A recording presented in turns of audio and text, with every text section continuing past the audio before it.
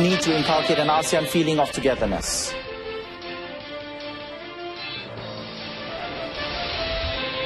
Thunderstorms and rough seas signal start of monsoon season.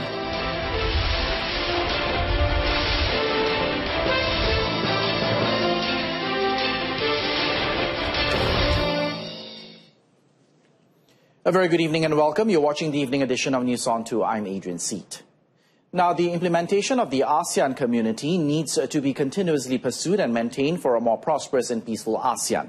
Prime Minister Datuk Seri Najib Tun Razak says there is a need to inculcate an ASEAN feeling of togetherness among citizens of all ASEAN member states, regardless of where they live or cultural backgrounds. Now, speaking on the sidelines of the ongoing 31st ASEAN Summit in Manila, Philippines, Datuk Seri Najib said the summit should also zero in on consolidating ASEAN countries' efforts in ensuring a rules-based and power and people-centered regional bloc. Now, the Premier said the regional group must respond to the increasing number of challenges in efforts to build a strong ASEAN community premised on a closely integrated, dynamic and vibrant regional economy, deeper political and security cooperation and stronger social-cultural linkages. He added the governments of ASEAN's 10 member countries must place their people's aspirations for good governance, transparency and higher standards of living as its top priorities. Now, meanwhile, ASEAN leaders, together with their counterparts from Japan, China and South Korea, ratification two important documents, the Manila Declaration in conjunction with the 20th ASEAN Plus 3 Summit and joint statement on food security cooperation on the last leg of the ASEAN Summit in Manila, Philippines today. The two documents encompass the mission and the importance of cooperation for the good of the people in the region. Also included in the discussions was the ASEAN Plus 3 2018-2022 Working Plan, which focuses on political security, economy, trade, environment and sustainable development. The aim of ASEAN Plus 3 is to enhance regional cooperation with the East Asia community. The East Asia Summit, the 15th ASEAN-India Summit, as well as the ASEAN-India Summit also took place at the regional event. Datuk Seri Najib Tun Razak wants every ministry to get ready to implement and ensure that the goals outlined in Budget 2018 for the people are achieved.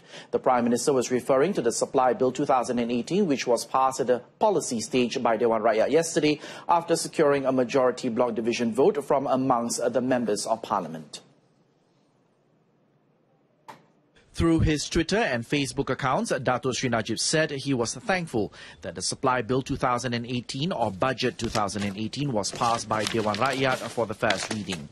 The bill, which seeks to allocate 280.25 billion ringgit for operating and development expenditure, was approved after 100 abstained. It was tabled by Datuk Seri Najib, who is also Finance Minister, on October the 27th and debated for 6 days since October 30th. The debate was wound up at the ministry stage for over 3 days from November the 8th before being passed at the policy stage yesterday and scheduled to be debated at the committee stage from today.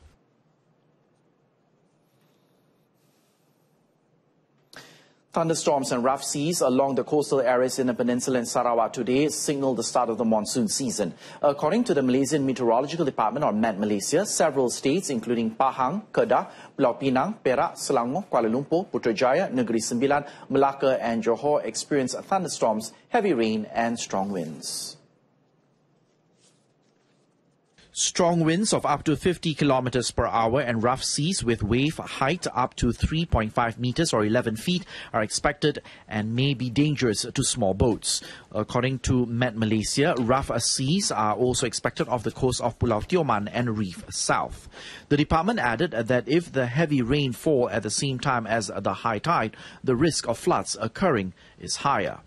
The public is advised to be prepared and alert to warnings of downpours issued by Met Malaysia through Met Malaysia's website, Twitter and Facebook feeds, SMS services and its hotline as displayed on the screen. Meanwhile, following a heavy downpour, several areas in the Gua Musang district, Kelantan, were hit by flash floods this morning. However, according to the Malaysian Civil Defence Force officer Muhammad Yusalmi Muhammad Yusof, so far the situation is still under control.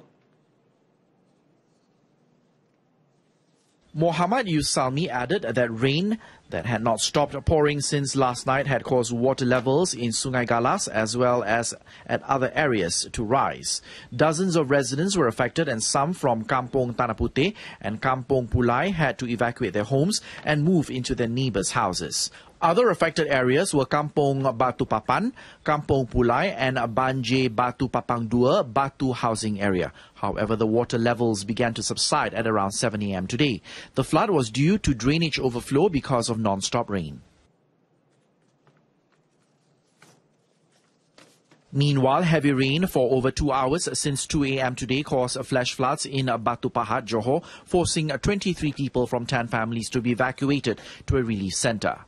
According to Batu Pahat, a District Civil Defence Force officer, Lieutenant Muhammad Faizi Abdul Aziz, the affected area was Lorong Budin along kilometre 31.5 of Jalan Batu Pahat, Air Itam.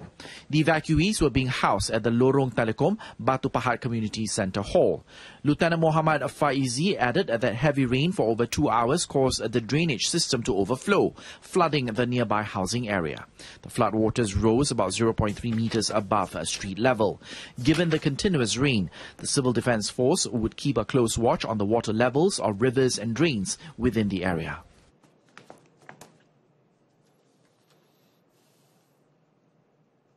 The government, through the National Tahfiz Education Policy, is drafting 4 curriculum modules to be used by all Tahfiz institutions in the country. Deputy Minister in the Prime Minister's Department, Dato Dr. Ashraf Wajdi Dusuki, said there is currently no specific standard for the Tahfiz education or a streamlined system for all Tahfiz schools.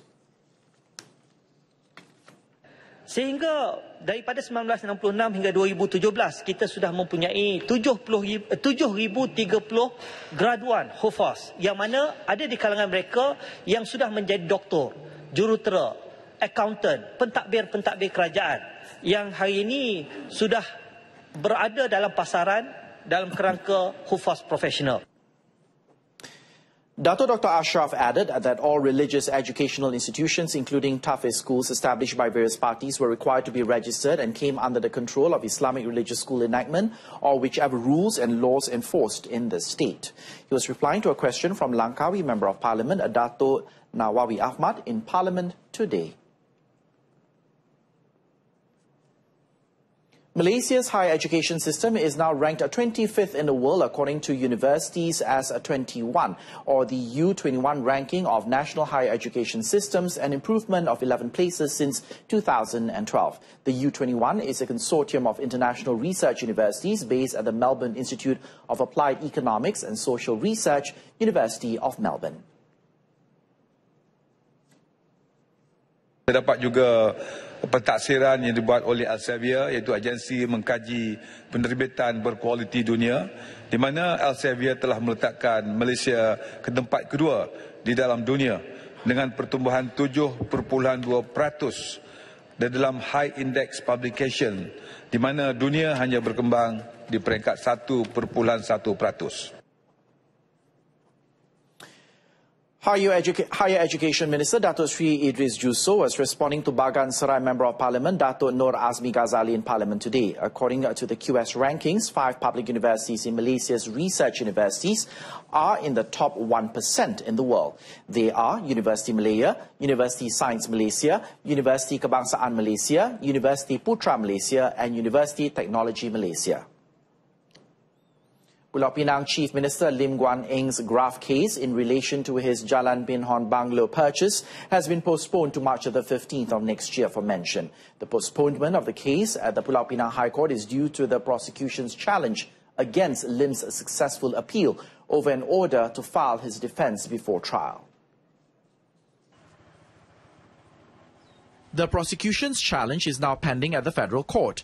Lim, who was not present at the High Court this morning, was represented by counsel RSN Raya before Judge Hadariah Said Ismail. Lim, who is facing trial for buying his bungalow home at a discount, was previously told to file his statement of defence before his trial began, leading him to file for a judicial review.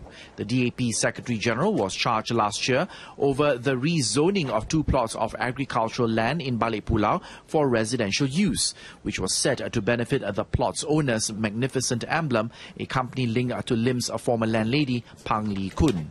He faces a second charge over his purchase of the Jalan Pinhon bungalow for 2.8 million ringgit, allegedly below the market price of 4.27 million ringgit on July the 28th last year from Pang. Pang, a businesswoman, is also facing charges over the bungalow sale. Now, police arrested a Thai national believed to be a drug trafficker and seized an assortment of drugs as well as a gun and 5 rounds of 9mm bullets in Langkawi today. The seized haul consisted of 212 grams of heroin, 87 grams of shabu and 51 grams of ketamine, as well as a Browning pistol and ammunition. According to Langkawi Police Chief ACP Dr. Cik Ghazali Cik Awang, in the 12:01 a.m. raid at a petrol station in Temongyong, the suspect, who also tested positive for methamphetamine, turned aggressive and tried to run away, but was finally apprehended by the police. Kesemua dadah yang dirampas ini ialah untuk edaran di sekitar kawasan Langkawi, terutama di kawasan Kuah dan Temoyong, dan nilai rampasan dadah dianggarkan berjumlah RM25,000. The case is being investigated under Section 39B of the Dangerous Drugs Act 1952, which carries the mandatory death sentence upon conviction. As for possession of firearms, the case is under Section 8 of the Firearms Increased Penalties Act, which provides for a maximum of 14 years imprisonment and 6 strokes of the cane upon conviction. 26-month-old female panda Nuan Nuan, born in Malaysia, has flown to its ancestral home in China today. Now, the cub returned to China as Malaysia was only given the right to keep the panda, which weighed almost 90 kilograms, for 2 years after birth. Nuan Nuan left the Giant Panda Conservation Centre in Zunegara at 10:50 a.m. today in a special lorry to the Kuala Lumpur International Airport Cargo Centre. Nuan Nuan left Malaysian soil on board Malaysia Airlines cargo flight at 5 p.m. today. Now, the birth of Nuan Nuan created history in Malaysia, as she was born within 15 months of her parents, Sing Sing and Liang Liang's arrival in the country. Now, the decision to return the giant panda to China was a difficult one to make, as she had brought joy to the visitors with her antics. However, it was part of the agreement between Malaysia and China that any panda cubs born here must be returned to China once it reaches maturity. The agreement between both countries was signed in 2012 to commemorate the 40th anniversary of Malaysia-China diplomatic relations. Nuan Nuan will return to Dujiangyan Panda Center in Sichuan, China, where her parents originated.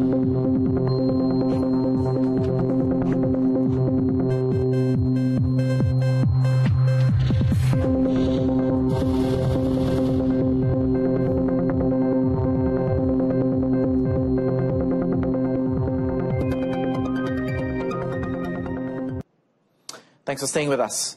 Now, the country's third power plant to utilize the ultra-supercritical technology, the Jima East power plant in Port Dickson, is now 74% completed. The 12.1 billion ringgit power plant, which is a partnership between Tenaga Nasional Berhad, or TNB, and Toshiba, is slated to begin operations in mid of 2019. According to Negeri Sembilan Menteri Besar Datuk Seri Mohamad Hassan, the construction of the high-tech station with a capacity of 2,000 megawatts makes it the largest power plant in Negeri Sembilan and thus contributing to the stability of the national grid system. Jadi ini plan ini nanti power ataupun tenaga yang dikeluarkan daripada kemudahan di sini akan disambung terus kepada grid kebangsaan.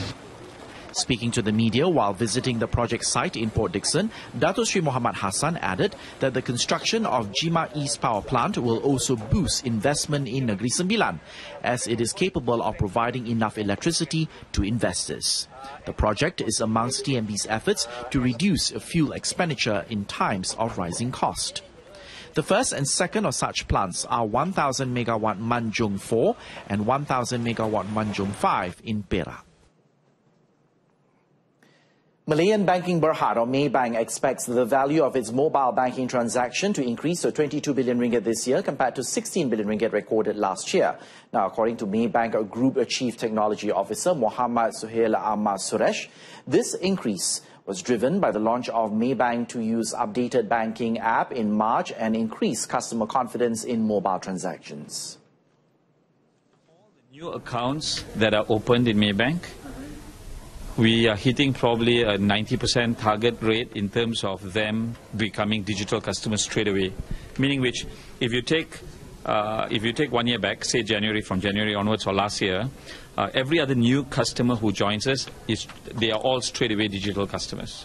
Right? And we ensure there's a focused initiative to ensure that they become digital customers. Right? Speaking at a briefing with economists and media analysts on the group's digital banking strategy, Muhammad Suhail said to further enhance mobile banking transactions, Maybank will introduce several new features in Maybank to You applications. This includes user face and voice recognition features. Now, Malaysia can become a hub for distributing products from overseas to the ASEAN market, for which Hong Kong has grown itself into for decades. Hence, Deputy Prime Minister Datuk Seri Dr. Ahmad Zahid Hamidi urged Malaysian investors to take advantage of the vast opportunities before them with the signing of the Free Trade Agreement, or FTA, between ASEAN and Hong Kong. Now, he said Hong Kong had become the gateway for goods from Malaysia to several countries, particularly its neighbouring countries.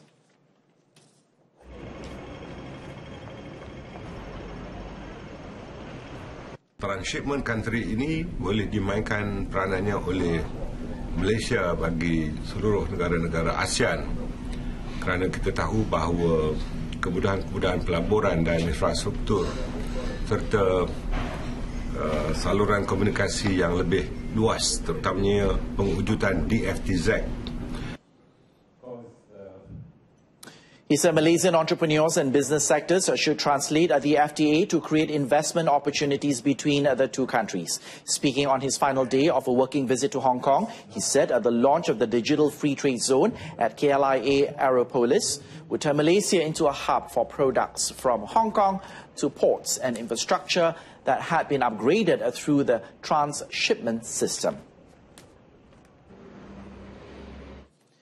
Malaysia will be promoting its Tier 2 cities as tourist destinations for tourists from China. Malaysia's buzzing cities, picturesque islands and mouth-watering delicacies have drawn all manner of Chinese tourists, who make up the third largest group of visitors after Singaporeans and Indonesians.